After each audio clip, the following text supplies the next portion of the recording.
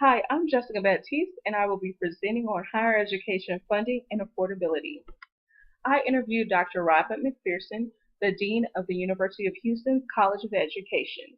He has been in this role since 2012, and in this duty, he oversees the daily academic affairs, business operations, and administrative support services of the college. He also serves as the interim associate provost at the Sugar Land campus since 2015. In this role, he is the face of the university. He manages day-to-day operations and rolls out academic programs. And as you can see, he has a great educational background. In response to the question, the most pressing issues at the institution, he noted that money is a pressing issue because they anticipated budget cuts this year, 5 to 9%. Also, just Houston being an expansive population growth city, and they are not funded by the permanent university fund like some of their competitors, University of Texas and Texas A&M. In addition, they are trying to raise the graduation rates of first-time college freshmen, and they are also an expiring Association of American Universities institution. So these are challenging issues because he said that the schools or in higher education period need reform, and universities are under microscope because of high tuition, and it's because of states not providing money and not changing the funding formula. He says these issues are impacting the quality of education, more students are in the classroom, and they're needing to rely heavily on external funds. He also said that the internal and external factors include the Texas legislature, the coordinating board, the layers of bureaucracy, and just the increased need for workforce education. Also, the self-imposed high expectations they have at U of H there in terms of the report card from their chancellor and the pressures for publication and research. He also identified the most challenging issue as money, both lowering the cost of education for students and just getting more funding from the state, and if not, needing to raise more funds. So the first article that I read on this topic was State Budget Shortfalls and Budget Balancing Strategies During and After the Great Recession of 2008. In this report, the paper investigates how state governments use budget balancing strategies to cope with budget shortfalls. And the paper analyzes and summarizes several types of strategies such as state savings, federal aid, revenue enhancement, and expenditure cutting in response to budget shortfalls during and after the Great Recession of 2008. The case study focused on 3 states, New York, Texas, and Washington. And these states exhibited different balancing strategies to cope with budget shortfalls. New York had the best approach because it was a more balanced one, where they used revenue increasing and expenditure cutting, such as um, increasing the sales tax for certain items and cutting just certain items and not making more severe cuts like Texas and Washington. So the recommendation is just to have a balanced approach to budget shortfalls, which can be transferred to the university setting as well.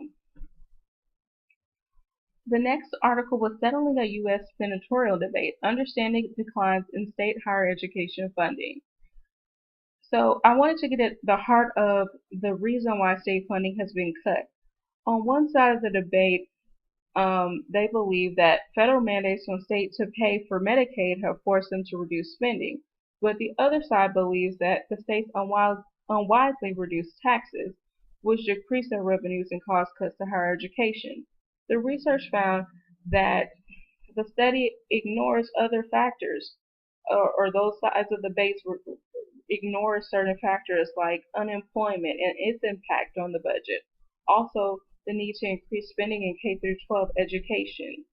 And the most dominant is just that leadership determines state spending. So the recommendation is that public and college universities must advocate to maintain and gain more trust from leaders. Also, the conversation must be shifted from revenue to spending and how it improves educational quality. And elected officials must commit to provide predictable, sufficient, and sustained funds to higher education. Then another article, Easy Money, Tax Exporting and State Support for Higher Education, looked at how tax exporting can help to garner additional funds for higher education. The findings from this research was that states characterized by high levels of non-resident investment, like mining production and tourism, have a distinct advantage over other states in terms of their ability to subsidize human capital investment, like higher education. So states like Texas have an advantage over others, and so the money should be there in terms of funding.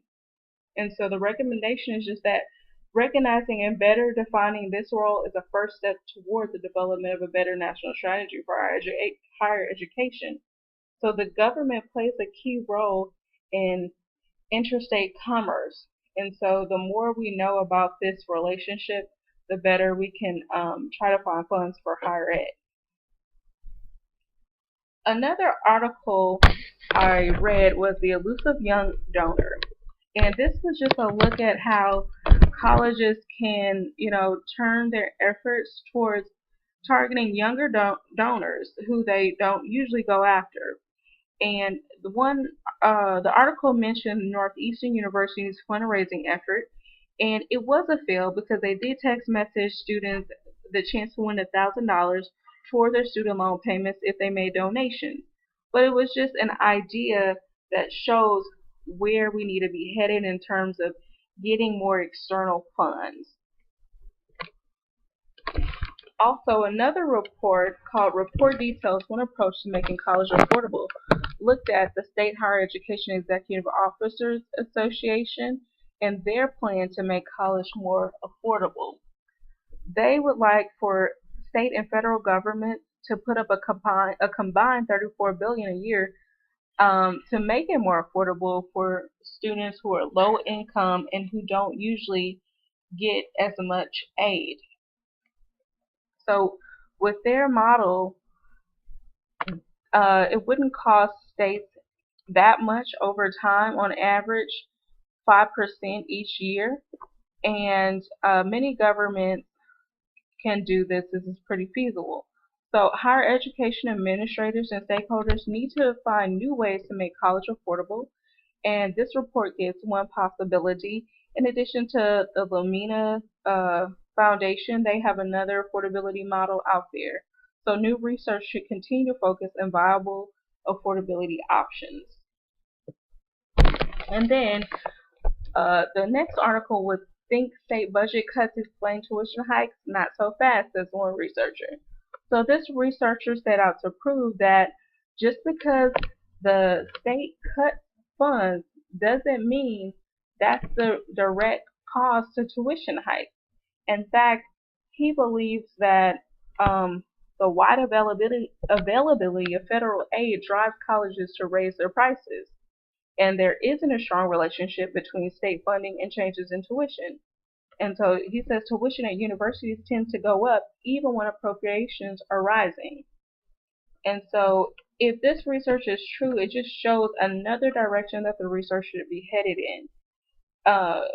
We need to examine the tuition hikes and make the necessary changes. And research should be done in this area on college campuses because it's necessary to know why the tuition hikes are taking place in order to make it more affordable for students. So, in an effort to problem solve for this issue, I identified the constituents, and the constituents for this issue is very broad. They include parents, students, families, alumni, employers, faculty, staff, local community, lawmakers, legislators, and a host of other people. Everyone is impacted, I think, by funding and affordability of college. So I think that students, families, and alumni in the local community will be on board with changes to cut college tuition or help make it more affordable because they are the ones that it impacts the most and can benefit from this. But faculty, staff, and employers, I think they would be on board, but I think they would need to be assured that any changes made will not impact their salaries or their department. And if so, they would need to know, ahead of time what's really going on with the department and the funds. Lawmakers and legislators will also need more buy-in because they need more communication on where the money is going, and in terms of spending and revenue, they need transparency, and so we need more advocates who approach key government personnel. So my 5-step action plan is as follows. First, I propose to meet with the president of the college and other key decision makers regarding exploring new revenue enhancements with the goal of implementing one that is discussed. And then I propose to begin a fundraising campaign targeting recent graduates for donations, with an emphasis on specific majors like STEM and business, which would allow for maybe the maximum donations since they usually make more funds. Then I think to commission a team of researchers on campus to research further into college affordability would be promising, and with the goal of implementing one of those efforts that they do find. Next, I think research is needed into who is donating to the institution so that we can begin to reach out to other partners. And then finally, since the university is undergoing a $1 billion capital project, they can begin a crowdfunding campaign to get more funds in that way. So some of the outcomes, I think the institution would have implemented one revenue enhancement project which would help with the budget. Recent college graduates would be identified and asked to donate to the campus. Research on college affordability would be complete and the implementation stage would be forthcoming. And then at least one new major donor partnership could be formed. Also, the crowdfunding campaign should be launched within a year and a third of the goal should be met. Then, I think that in terms of progress, this is an ongoing effort because it's an ongoing issue of affordability and, funding. So it's going to be continuous, not going to happen overnight. The Texas legislator will play a key role in funding and also stakeholders on campus. And so new ideas should continuously be implemented each year on a review basis. Here are some of my here are all of my references if you would like to look up some of this information, and thank you for your attention.